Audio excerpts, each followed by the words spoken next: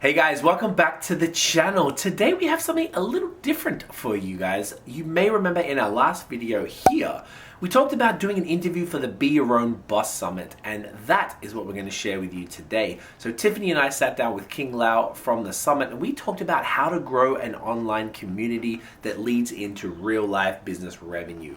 We have been doing this for 6, pushing 7 years on high season, building these communities for both ourselves and our clients and our other projects. So when they asked us to talk about it, we were like, well, it's perfect. We've been doing it for a long time. Let's share our knowledge. And I really feel like you guys are going to get a lot out of it. We go into detail with some of the stuff we talk about on the channel, and we went a little further with, some things to avoid, different ways to grow online communities via all sorts of platforms. I know we talk a lot about Instagram and YouTube here, but basically anything we talk about on this summit can apply to anything that you're trying to grow. And the real key point is that will lead to real revenue for your business by creating these communities. So that's really what we wanted to share today. The actual summit goes down, I believe it's the 20, I'm not gonna say the date, it's gonna be in the description. It's at the end of the month. We actually have all the links below, a little bit of a blurb about the actual summit and the link to watch it. So this video that you're about to watch here is available at the summit. We also did a second part, a deep dive, where we went even deeper into it. That's the paid portion. So if you were looking to do that, you can actually access that via the link in the description. Also, there's I think 15, 20 other fantastic speakers who are talking about all sorts of amazing things to help you be your own boss, and that will be a part of the paid thing. So definitely worth it. It was a great interview. Huge shouts to King and Rachel for having us on. They were super cool. So guys, go enjoy that. Hit the links down below, and we'll see you in the next one. Peace.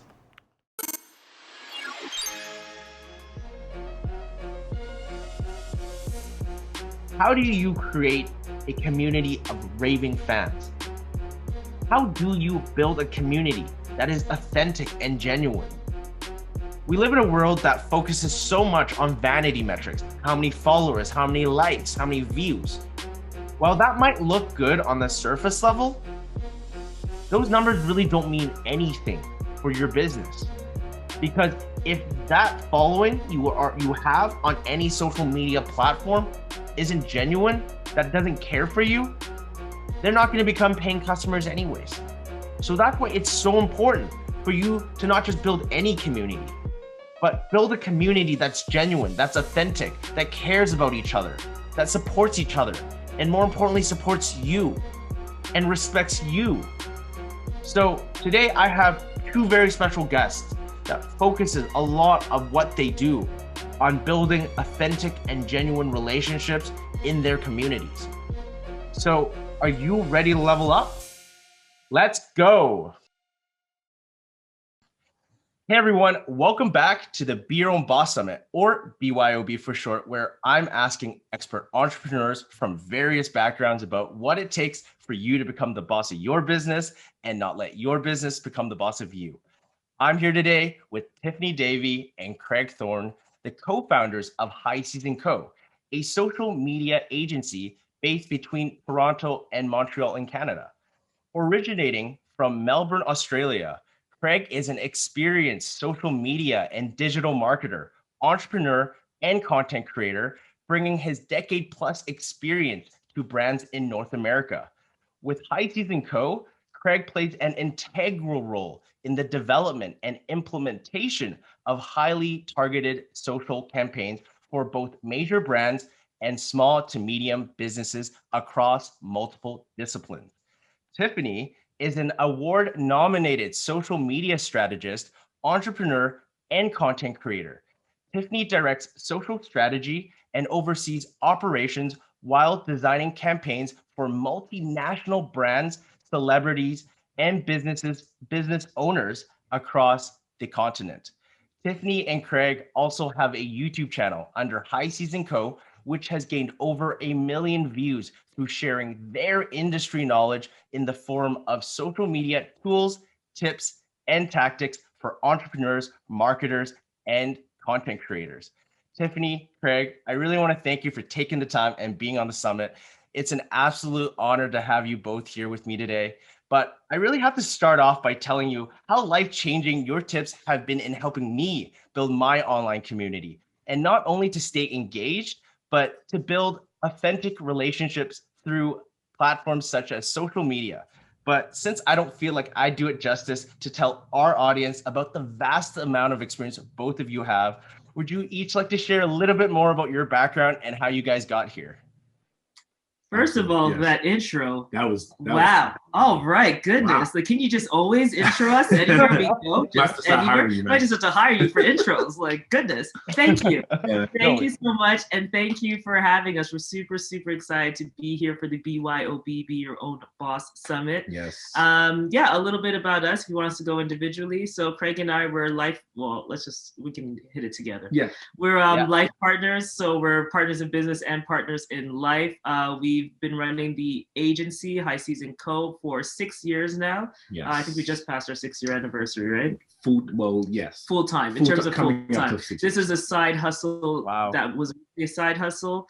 We were originally full-time marketers. That went to side hustle, then became our full-time job in 2015, which is our full-time gig, which is fantastic. We've worked with brands, as you mentioned, like from small business, be it solopreneurs, just helping them in consulting, franchises. So we're from Canada, we're originally from Toronto.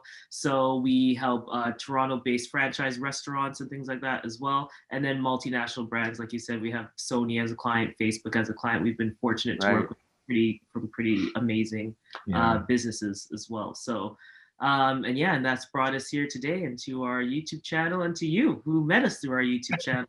Through the community. So it's amazing. I know that having a chance to kind of look into your background, you guys both had that Apple background, and I could definitely see how that bled into your agency. And I think that when I was kind of looking and finding who would be a right fit to speak on the summit, there's a lot of digital marketers, social media marketers out there. But when I kind of saw your site and like how you guys, the way you guys like composed everything, it's really cool how the attention to detail you guys have to it.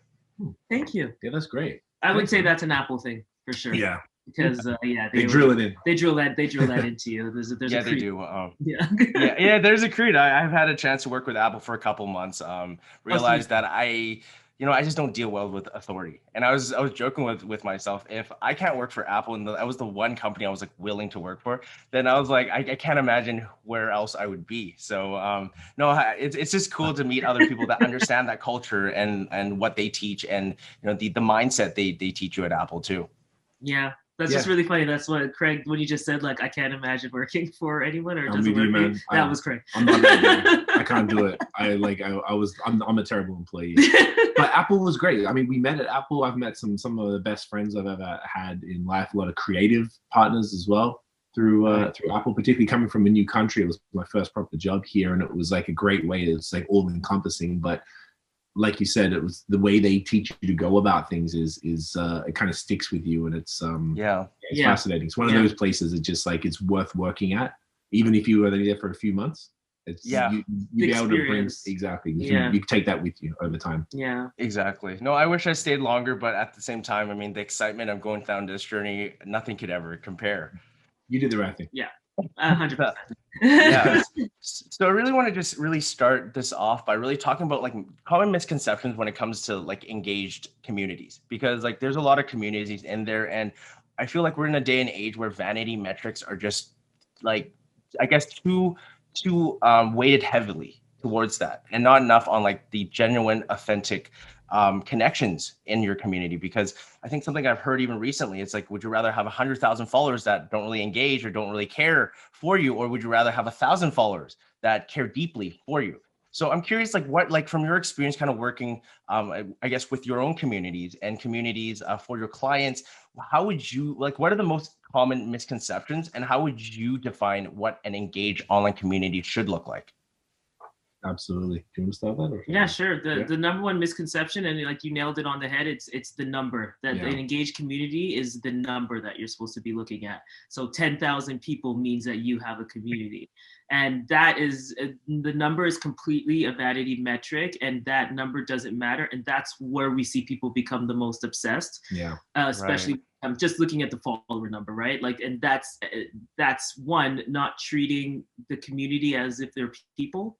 because that's what people need to think about, right? That the number is supposed to represent humans. They're not supposed to represent just a number. Yeah. And then this is where we get into this really bad state of purchasing followers and you know, buying engagement, buying likes, and doing all these things, and being like, I have a community of 100,000 people. And it's like, no, because you don't have humans behind there who are real people that are attached to, who care about you and who care about what you're offering.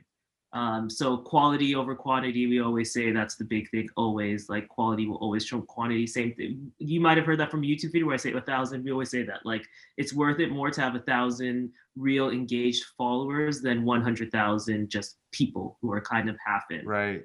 For us, an engaged online community is a space where deep and meaningful interactions can happen between people who share similar interests or a similar goal.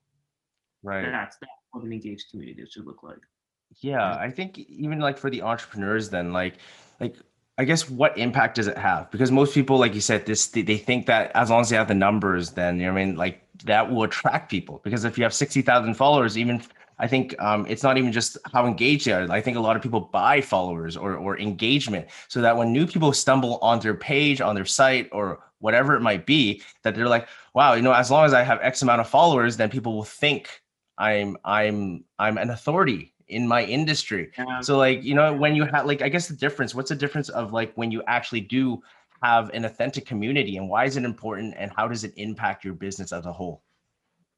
Definitely. So, I mean, if you like the vanity metrics, people are still quite obsessed with that. I mean, when we get new clients, we often have to, you know, they're all like, okay, so when are we getting to 10,000 followers?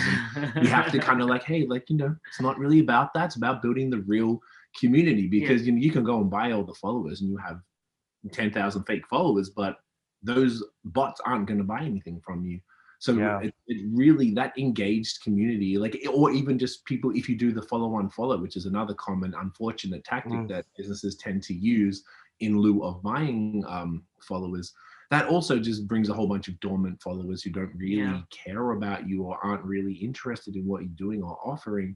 So it basically defeats the entire purpose of growing a community, and you do nurture it. So if you don't nurture that authentic community, then what do you have? Like, if you're not actually paying attention to everybody and giving them value, most importantly, even if you're trying to sell something, you still need to be giving value. And I think that's what businesses sometimes maybe don't think about, that they have to keep coming back. And if your social networks are just a screaming and advertisement at people, then there's no reason for people to come back. So it doesn't matter what you do, you still need to be delivering value, whether it's education or entertainment or something.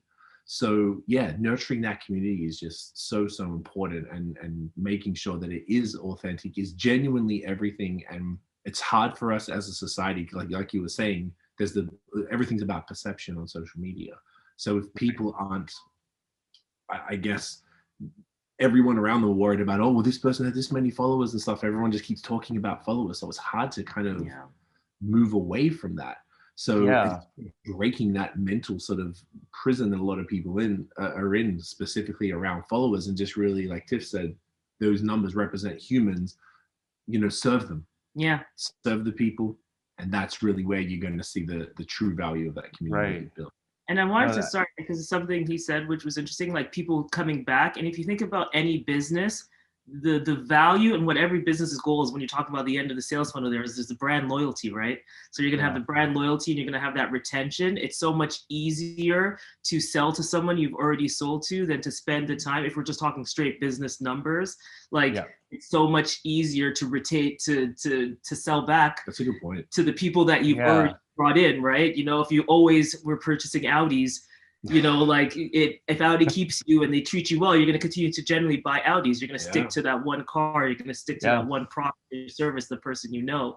So it's so important to be nurturing of that community, because that equals to dollars as well. So one, you build that community that's just like this great amount of people around you, but it directly ties to your profits and your direct interest to nurture them, right? Yeah. So we've seen that even within high season. That's, you know, what came out of the YouTube channel. I mean, we already had some communities, obviously, via other social networks, but it wasn't until we did the YouTube a couple of years ago, it was like 200 years ago, I think. Yeah. That changed everything for us. I think we'll touch on that a bit later, but it Right. really did. And that building that authentic community is why we're here today, like Tiff said earlier. Yeah. It's because of that.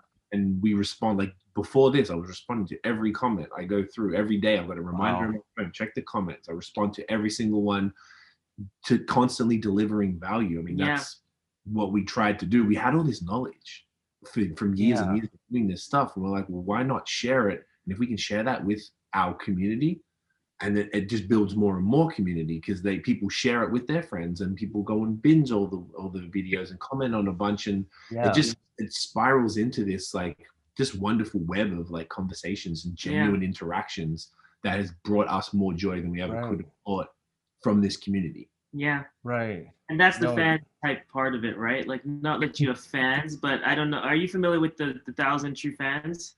Yes. Yes. Yeah. So in the end, if we're talking about like the value of building that community, the principle by Kevin Kelly is that you only need 1,000 true fans to have a sustainable or profitable life. And that's because one fan could be equal to $100 profit, and that gives you 100K clear for the year. So you building a real community can fund your life in a way too, right? Yeah. So we're talking about being your own boss. It's delivering value to people, and then in the end, that's where we're here, right? If you're talking about like building a community, like that community could be your like livelihood. That can actually help you live your dreams and achieve your dreams, because there's a give and take here. Like, I'm providing value as well, right? So it's a good reciprocal relationship. Yeah, for sure. I think recently, as I was kind of doing research on finding speakers, I found these guys called the GOAT guys, or the GOAT company, where they actually, I don't know if you heard of them, but they do, they basically measure influencer statistics that, like, you know, and like let's say 3 influencers could have 100,000 followers on each one, but then the ROI is very different when they're pushing their message or whatever they're trying to promote to their audience, because how engaged they are. So it's like kind of just bringing like they help their clients kind of figure out which influencers to reach out to, and they'd have all these metrics. So it's actually really cool what you guys are saying. Yeah, it's really true that it's not really about the vanity metrics. And we live in a day and age of social media where everybody's like, that's where the head is at. But you know, I do really like that. It's true. It's always about providing value first, giving first before you ask for anything. Yes. And I'm going to go off script just a little bit, and because I'm really curious about what is your take on, I mean, like providing value, but like not to the point where, you know, they won't kind of go for your service, because I think there's just been this common misconception or theme, like, well, if I give too much value, then there's no point if they won't get my services or my course or whatever I'm trying to promote that would actually build my business up. That's a really good question. Really good question. Because it's the fine line that, like, particularly maybe a lot of people watching this, if they are course creators or someone who's selling their intellectual property, which is essentially what we are doing as well. And like, how far do you take it? I think it sounds like you got something to say, but what I would say, just in the briefest possible way, is that no one can do the actual work like you can. So nobody can do, like, cool, we can tell you everything, but you're not going to do it how High Season does it. And any other business who's offering a service, you know, maybe I can watch all your YouTube videos, but I'm not going to be able to do it just as good as you. So I think people do need to remember that at the end of the day, like, your specific way of doing something is valuable. So that is one way to get around it. And if people like you enough and you're delivering that much value, they'll want to pay you anyway. But I guess it's another reason to have multiple offerings, whether there's a physical service that us or our team does, whether it's something like consulting, whether it's like a digital product that actually, you know, you do the work once and you can just sell it passively. You know, there's different ways to make sure that people can reward your value with money, because, you know, that tends to happen. No, I definitely agree with that 100%. And it's really like, when it comes to even just like some of the work, for example, for us, our retainer to work with High Season is pretty steep. So it's not going to make sense for a lot of small businesses in order to do that. So that's one of the reasons that it kind of like our consulting services came out of the YouTube channel, and actually ended up generating a whole new revenue stream that came from us giving. It's funny when you give that the universe will bring things to you that you probably didn't even think was coming out there. And that's something you have to think about. So we were giving, and our giving was like, okay, cool. Like YouTube's a great thing. Let's, it's a good brand building activity. People make money from AdSense, like cool. But we have our own agency. We weren't really thinking about that too much. But in the end, it ended up creating a whole new business revenue stream, because although we can give you information, there's only so much information that's available in a 20 to 30-minute video or through Instagram posts. It's not the same as me sitting with you and saying like, hey, for you specifically, this is what's going to make sense for you, or building something specifically with you in mind. So whether that be, and that's where the courses come in, for example, because that's when you start getting more customized. And that's like, they show the iceberg, which is like the stuff you see, and then those like things, and then all the stuff at the bottom. That's like the stuff at the bottom. I feel like that's where the real like juice comes in. So in the end, all the things that you think are 101 are so valuable. And that's when we realized we were just giving information and realized like, oh, we were even going too high. Let's like take it down just a little bit. And we realized like this information is so important, and it just come out of us. So like, why not just give that for free? It's just, it takes nothing for us to give you this information. Of course, that takes a lot of time. So that's when you're like, okay, I need to get paid for this. And that's where like, I'm going to go really custom, because I'm going to put more work into this. Hours and hours. That's a great point you meant about the 101, just to come back to the real, because you're asking like, at what point do you sort of stop giving the information? And the one thing that held us back from doing YouTube, and we have a blog as well, but the blog was never as active as YouTube. It's not as fun. It's not as fun, exactly. I'm sure. Cool, but whatever. So we were always like, who doesn't know the things that we know? Everyone knows. Everyone knows all these things. Like, why do we even need to tell people? It's redundant. And then we started doing it. And like Tiff said, we kind of maybe went a little higher, and then people were asking more 101 questions. We're like, oh, wow, well, maybe there is something to this. And then we really broke everything down. And then we saw that, okay, that's one way to do it. All your when I say you, I mean the people watching, like your 101 knowledge that to you is literally second nature. You don't think about it ever. To somebody else, it changes their world. So you could put that out, because you're probably not going to sell your 101 knowledge. At the end of the day, that's just stuff that's available. People, it's on YouTube, it's on the internet. So you might as well put it out there, make yourself into a thought leader. And then like Tiff said, you can drill down a lot further. I've seen someone say one time that it's always like beginners want the free stuff, and then the serious people want the courses. So really you're creating yourself as a thought leader by giving away all the 101 beginner stuff. And then you just, for the people who are really serious, that's what you're making stuff for. So it's like segmenting your audiences too, if you think about it like that. 100%. Yeah. No, I totally agree with both of you. I think it's really about getting out of that scarcity mindset. Just thinking about, it's really, because like too often now, especially when our most of the audience we're aiming for are early stage entrepreneurs, and I get that. When you're starting off, you're like, oh, but I need to make money for me to survive. And it might not be like out of like greed, but like it's just that whole mindset of like, well, I need to make something, and it's such an easy trap to fall into. But I think a good example, even as you guys were sharing, is like when I kind of found your Instagram hashtag video. And that literally blew my mind. And I started sharing it with some of my friends and telling them to check it out, and just sharing like how you guys like break it up from like those mega hashtags, those medium sizes, those small ones. And I remember blowing my mind, but then I had to search for my own hashtag. I'm like, and this is where the experience you guys really bring in, because you already know which industries and which hashtags work for what.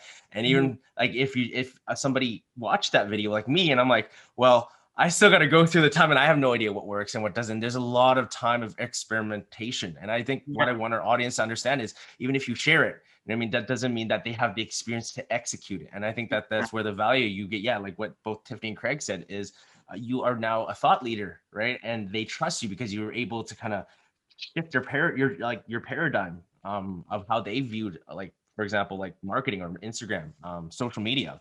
And 100%. that way, now they see you as a thought leader, and they respect you and they follow you. And now anything you say, has authority to it. And that's super cool. Yeah. And that's how you monetize. Yeah. There you go. So yeah, like if you're from your years of experience, like what are the most common pitfalls entrepreneurs should be aware of when creating their online community? There's always just so much knowledge now. I always say we're in the information age with like, Google and all these search engines at our fingertips. It's so easy for somebody just to put something out there, they might not know what they're doing, right? And then so Yeah. like, what are the most common pitfalls when it comes to like entrepreneurs trying to build their own online community? Yeah, that's a really good one. Yeah. I mean, Sorry, I after guess, yeah, no, if you had, I was going to say like that, you're right, because there's so much information. I was just trying to relate it to some of the stuff we've seen people, for example, in our realm, we tell people, you know, Instagram gives you 30 hashtags, use the 30 hashtags. We've seen people say, no, you can only use 17 or 23. Like they're these random numbers. I'm not joking. And we're like, what are you talking? Where is this coming from? Like people just make things up.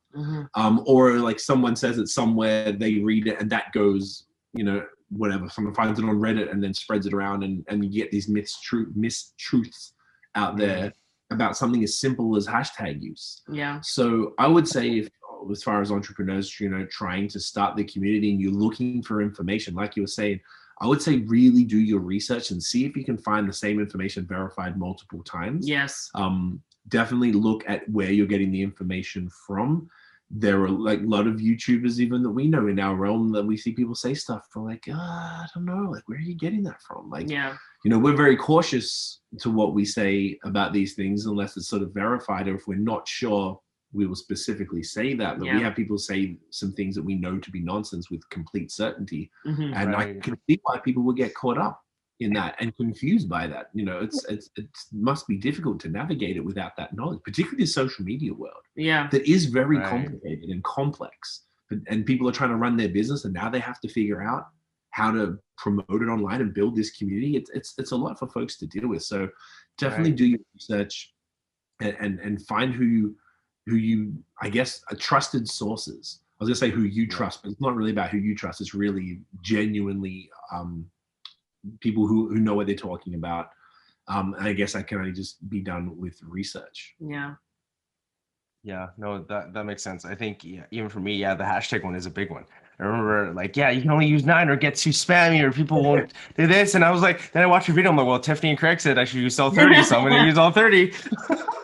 So it is. And the other one is like, you know, the first comment, should you put in the first comment or should you put the hashtags in the post? There's just so much. And like, you see all these reports, like we've done research on this and that. I'm like, oh my gosh, something that's super used to be simple. I'm like, if it's a 7% difference, like there's so many other variables, like how controlled is that experiment? So like, there's definitely is a lot. It's like how much time is it even worth spending on that? Like, you know, like even putting the, you know, in the caption, putting hashtags in caption or in the first comment, that's just aesthetic. We think it doesn't look good in the caption. No one wants to see it, so put it in the comment. It's really just like not even like and it doesn't change. And you know, Instagram has started to put a bit more information out as well. So follow the Instagram creator account. They tell you what's up. Follow Adam's story. He gives you a lot of great information. They're very active, you know, like it's very good. Do you ever Adam Story being the head of Instagram? The head of Instagram. Did you have someone? Oh, okay. Jump in? No, this is great. This is good where you're like, who's Adam? Sorry. But like we have a lot of things where we're like, if Adam has not said this, we will never definitively say something like 100%. Right. If it's not coming from them, like if we are being thought leaders and true to our role or responsibility, then we can't share misinformation. No, we have to add a disclaimer. We're like, this is not proven, but this is something we've heard or tested. Or our theory, but we'll never say something's a fact unless it's been taken from the top down. Correct. Right. Yeah. Like until you hear it from Instagram themselves, that's when it's canon, right? As they like to say. 100%. Sorry, I think you said another mistake I would say is also just not knowing your audience. So like not even knowing who you're like going in to try to build a community and not having even nailed down who you want your community to be. Point. Because then like that should all inform your content. So if you don't, that's where you should start really is like that research side of things. So not researching is a big, so like research for the knowledge that you're going to provide, but also make sure that you're coming from a place that you actually enjoy what you want to talk about. Like we can talk about Instagram or social till no end because it's our life and we love it and we talk about it. But if you ask me to talk about dentistry or something, like even if I went and researched to regurgitate the information to you, it doesn't make sense. So it should be something that you're passionate about and you should know who the audience is that you're hoping to serve. Like we want to make life better for small businesses and creators. Like we know this, so that's where we're creating content for them. Yeah, I think it's so true because you need that clarity. If you don't know who you're speaking to, you're speaking to everybody. I think that's the thing. You got to be really nailed down with your avatar and your dream customer, who you're really speaking to. It's very important. I think it's one of those things that come off so elementary. So it's like, I mean, like it's a no brainer, but Yeah. Everybody misses it. Yeah. Yeah. It's like people should really have that planned before, like for your business, not even for your online community. Yeah. You should know for your business even before you start, like who I'm talking to, who you're actually aiming at, and then just carry that across to online. And maybe you'll discover that there's a whole group of people that you never thought would be interested in your stuff that are, and you're like, oh wow, well here we go. And you can, it's living, it changes. But yes, and like you said, that's perfect. If you're speaking to everyone, you're speaking to no one. So yeah, exactly. Niche down, get as niche. That's what we learned as well. Yeah. Get as niche as possible, and then it can expand from there. Right. So like, what are the different ways of building community? Because there's like organic, I know there's like paid traffic ways, and probably a lot of ways that I still don't know. So like, I guess for people who are looking to find different avenues of like building their community, what are the different ways you can build an engaged online community? Yes. I mean, obviously, the main two ways that you did talk about there. So the organic way is literally putting your content out, doing all the best practices online. So if you're thinking Instagram, you're using the 30 hashtags, using what we call our 3-tag approach, which is the hashtags, the location tag, and then tagging any brands in the account. And the bonus tag is using the alt tags, which are the descriptions of the photos that you don't tend to use because it is extra work. That will put you ahead. So you can do it organically, put out great content, do your daily engagement, go out there and proactively go through competitors, through influencers in the community, go through the people who follow them, go through the people who like their posts, like some of their posts, comment if you feel the way. Do not do follow, unfollow, please do not do that. That's a great way to do the organic side. And then you would support your organic with paid. So if you put it on Instagram, do an ad, use Facebook Ads Manager as opposed to the Instagram Boost, because you get so many more options. If you're on YouTube, you Google AdWords, or Google Ads as they call it now, to just boost some of the videos for a bit, and you can drill down there just as well as or almost as well as you can on Facebook. So those ways are super key. I'm not sure if there's another way that. No, that's it. Yeah, put out good content, show up consistently, and that's a great point. Consistency is the number one. I know it's like everyone says it, but it's because it's true. Yeah. The second that we dedicated ourselves to be more consistent with our YouTube channel is where the million views came from, and where we set that goal for ourselves to, not the views goal. So the views one, we were like, whoa, but the subscriber goal in 2020, we said, okay, so we were at like 727 subscribers on January 1st or 5th when we did our goal setting. And we were like, all right, let's make a bold but achievable goal, like achievable if we do a backtrack plan to like achieve this, to actually and our work back plan got us to 10,000 subscribers. So we're like, okay, let's see if we can hit 10K by the end of the year. And we could have just bought 10K, right? And then that's already cool. But would we have a full new revenue stream of a bunch of people who are coming to ask us for consultations all the time, or just various business opportunities, speaking opportunities that are coming from this as well? If we have no, it's that we put out this consistent comment, and every time consistent content, and every time someone commented, we nurtured that community. We still do. Like Craig has a timer set on his phone, or like a reminder every day to go look at the YouTube comments and go and reply to everybody. And then they're saying thank you. That's how we're building this community. And that's helping us say, like, what else do you want to hear about, so that we can create even better content for you. And it becomes like a cycle in that way. So. Exactly. It's self-fulfilling. They tell us what they want to see. And we're like, hey, people want a video about this. I'm like, all right, noted. We added it to our list of ideas. Perfect. And it's that consistent. I think more than anything, you can do the organic and paid and all that's great, but be consistent, whatever that looks like for you. Don't go and do 7 posts a week. You're going to say that, and then you'll drop off and then burn out and then leave. Then you'll come back and do 1 or 2 and then disappear again. Like, just if you can do 2 a week, do 2 a week and stick with it, because people know your what's the word? They can trust you. They know it's always going to be there. Yeah. So every time they come back, there's something new, and that's so valuable. Yeah.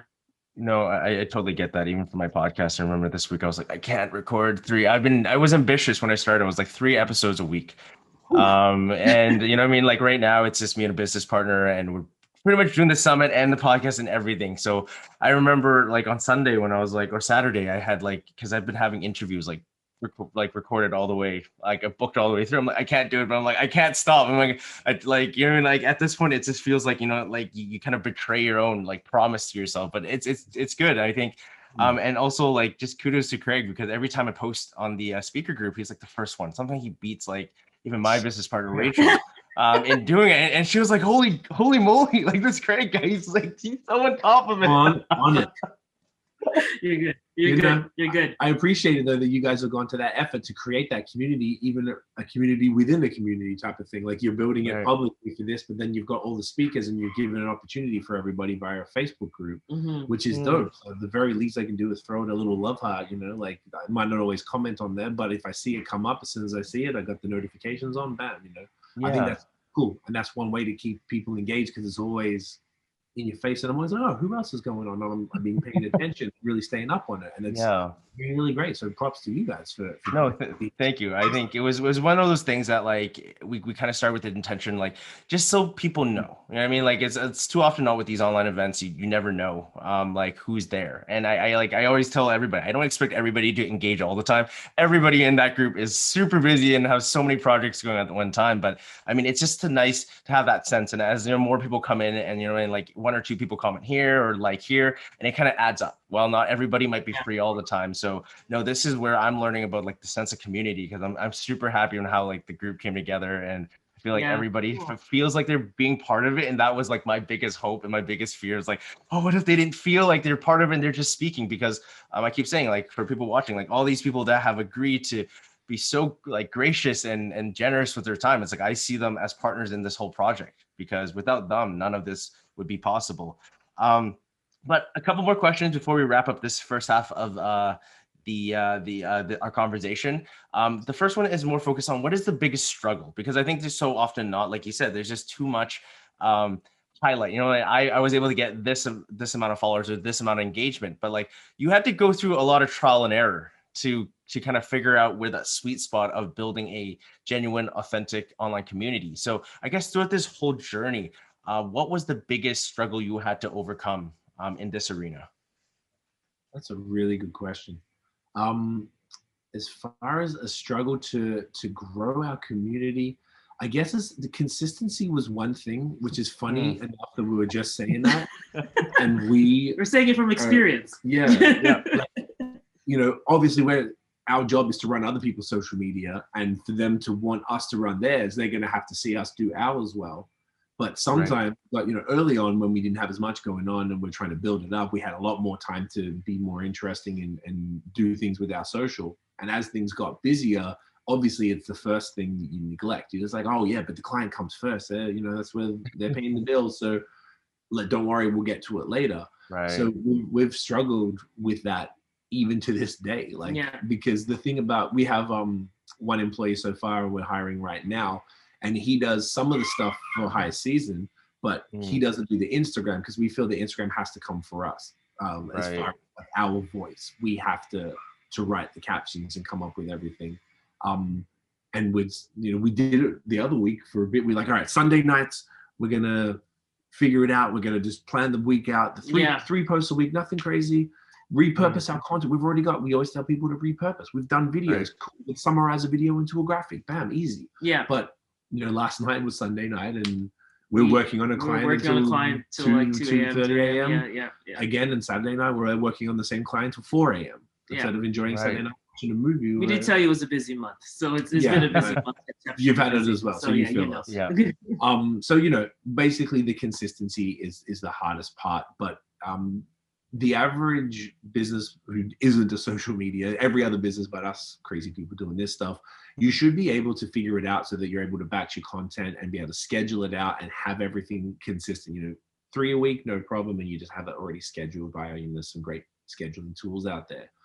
I would say that would be something that I would highly recommend, because that consistency has consistently haunted us. You know, hopefully when we get this new hire, that's going to be solved once and for all. But we notice a difference when we post regularly. The engagement is wild. It comes, people are coming across from our YouTube to Instagram. So we want to make sure we're serving that community that we've built and giving them value there as well, rather than them coming to from YouTube to Instagram and saying, oh, the last post was 3 weeks ago, like, you know, we're not happy when that happens. So that's probably the main thing from my side. And and that comes another thing I would say from that, because consistency is a big one. Yeah. But I think something that also impacts consistency is sometimes people get in their own way.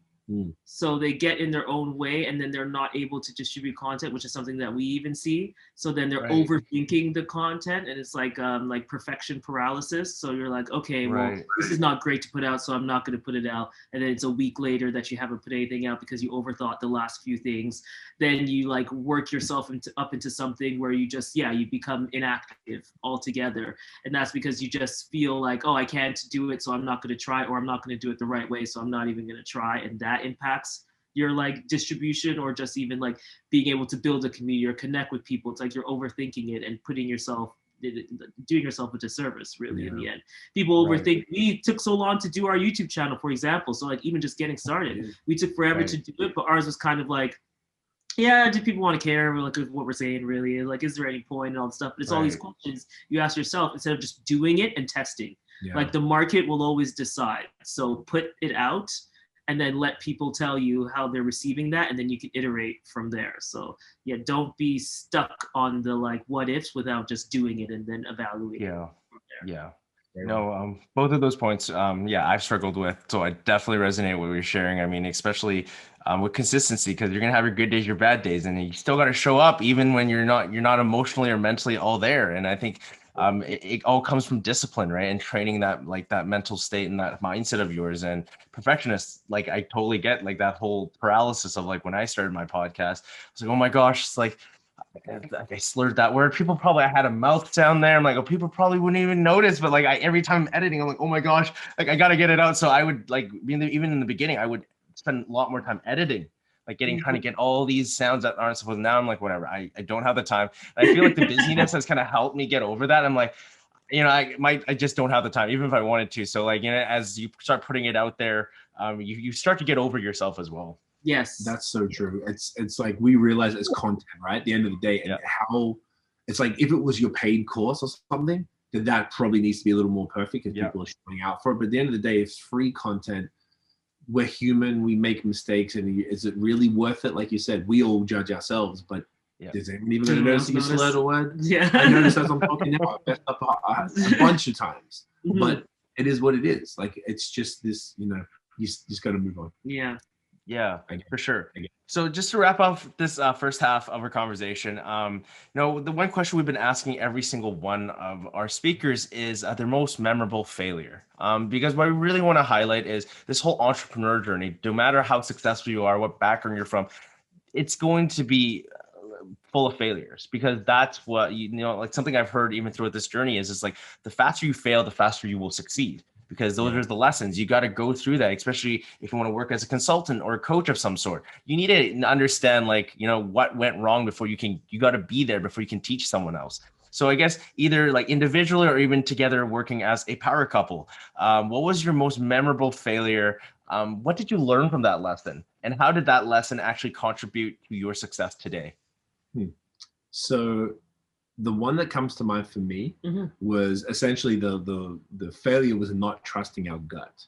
We worked with a client back in the day, talking like 5 years ago, I think. So your early days of the company, everything was great. And then as it kind of slowly went along, we realized that, some of the way they ran things and the things that they were saying, we were like starting to realize we're not really aligning the way that, they run their business the way that we wanted to run ours. It was sort of felt like we had a job, and we had to change the way that we did things for them.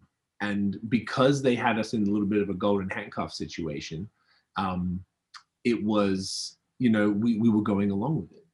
And we did it for a while, and it sort of kind of hit a breaking point, and we were like, okay, well, we've got two choices. We can just keep going with it. And we had a few conversations with them and things weren't going to change, or we could, cut it off, take the risk and see how that went for us. So we decided, I think they were really shocked because of the, what they were paying us and everything, that we were like, hey, so we're going to have to wrap this up. You need to look for somebody else. Wrap this up. And they kept pushing it. We were scared about it. Yeah. because we're trying to wrap it up by like the end of the year, and I'm like, we didn't want to do it. We were just kind of being, we're just nervous because we're like, well, Right. when we do, what's going to happen? They weren't our only client, but they were the biggest.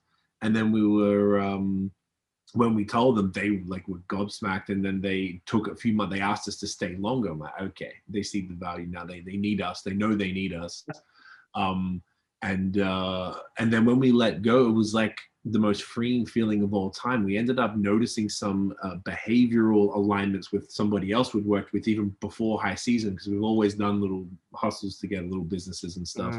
We're like, okay, so these are the same archetypes of the individuals that don't align with us. We don't like working with that type of person. Right. Yeah. And then that caused us to, it was actually the end of that year is when we started the video, the YouTube stuff, because we started to really reassess, like, where do we want to go? What do we want out of this? Like I was saying, like, sounds like you as well, man. Like, I'm not a good employee. I cannot go back. Like, there's no turning back. This has to work, or I don't know what's going to happen. Yeah, 100%. Like, Yeah. this has got to work. Yeah. So, that to me, and we talk about it often, and after taking that risk at a time, we didn't have a savings or anything. It was basically, we just had to significantly drop, lean on some credit cards and figure out how to live at a lower rate for a little bit. And that's a roller coaster of entrepreneurship. It's been like that the whole time for us. Sometimes it's been incredible, and sometimes we're like, oh my gosh, what are we going to do next month type of thing. And luckily those periods, like you were saying, you always come out the other side. Now I feel much more confident in who we are, what we believe, and who we will work with going forward. I would like to think that we wouldn't ever sacrifice anything again. We won't. Good. Yeah, okay. we wouldn't. It's almost like it doesn't matter how much you can pay us. It's not, money is not that serious anymore, because we know that we were able to do things our own way. Yeah. And we've shown that we deliver value. So I'm like, there's nobody can us with money. It's not that serious, because I'd rather figure it out for ourselves than take anything. So I really think that, like, trusting your gut and really going with your instincts is one of the most valuable things for a human, not even just an entrepreneur. Right. Agreed. Yeah. Every feeling comes from not trusting our gut, I would say. We've had multiple. Anytime we've let anybody or like talk us down out of the pricing or any of these things, and we folded against like our own like better judgment, it always ends up in some disarray of a situation. Right. So like that's why we set things, we set prices, we set standards of how we do certain things, and we don't even bend a little bit on that anymore. So that's put us in the best position we've ever been in. So. Yeah. No, that makes a lot of sense. I think even like throughout this whole, everybody I've talked to, everybody who's been successful, right? It's like, call it intuition, call it faith, call it spirituality, call it like your gut, whatever, like, it like goes for that, like is for that person, right? It's always following that feeling inside. And I think that is super important. I think you guys really like make a really good point, and I really want everybody to understand that. It's just like, sometimes you just gotta cut through the noise, the doubts and the whole like conversation in your head, and just follow your heart. I think that's or your gut, whatever you want to call it. And I think that's super amazing. And just kind of hearing your story of like, leaning on credit card debt and having to go through the tough times. I understand. It's like, I'm like in that part of the journey where I'm like, that it's that feeling, like, I know that it's going to work out at the end, but you have no idea. So like what you can do is to focus on the task at hand and do it the best you can, and trusting that as long as you have like, you have the right intentions, you're focusing on the right things, that things will work out in the end. Yes, exactly. Yeah, well said. Yeah. Well, Tiffany, Craig, really want to thank you for not only sharing your expertise, but like, your years of wisdom and knowledge when it comes to like creating engaging communities, both from at home and from abroad. So for everybody, if you found value in what Tiffany and Craig had to share today, be sure to check out their ultimate Instagram checklist so you can start building your online community today, and most importantly, break the algorithm. Click the button below to check it out. And Tiffany, Craig, what's the best platform for our audience to follow you on? We are at High Season Co. everywhere, so you can follow us anywhere. YouTube, we're very, we're putting out videos every week consistently on there. Yep. Instagram, you can follow us there. Everywhere, we're everywhere at High Season Twitter, Co. Facebook, Pinterest, and you name it, LinkedIn, you name it. So follow us on your favorite platform, and we'll be showing up there.